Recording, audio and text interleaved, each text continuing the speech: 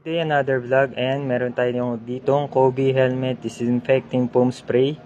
Ayan, sa mga tamad maglaban ng helmet katulad ko. Ayan, ito quick cleaning, strong sterilization, easy deodorization, and shining like new. Paano ba gamitin to? Application, shake before use, spray foam on padded lining, allow it to act, wipe with dry cloth. Ayan, try natin itong Kobe disinfecting foam spray. Ayan. Ito, spray natin yung asim ng tagumpay. Shake muna natin, mabilis lang. Ayan, dito, spray natin yan, ganyan. Ayan, sama na natin tong ito laging pinagpapawisan. Pati motor ko na spray na.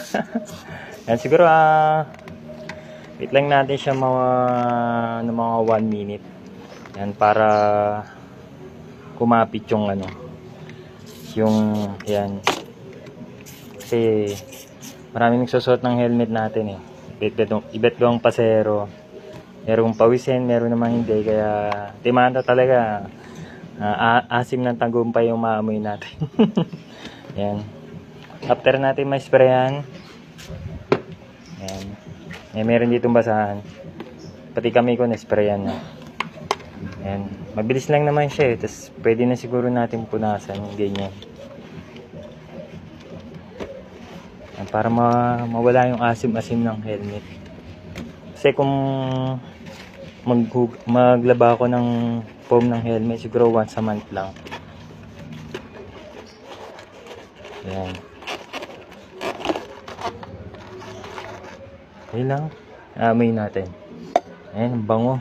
Amoy bago. Ayan, hindi na magre-reklamo yung mga pasahero natin. Ayan, try nyo to. Yung Kobe. Try nyo tong Kobe helmet disinfecting foam spray. Ayan. Sa mga tamad maglaban ng foam ng helmet, ito bagay sa inyo. Yun lang, ride safe. God bless.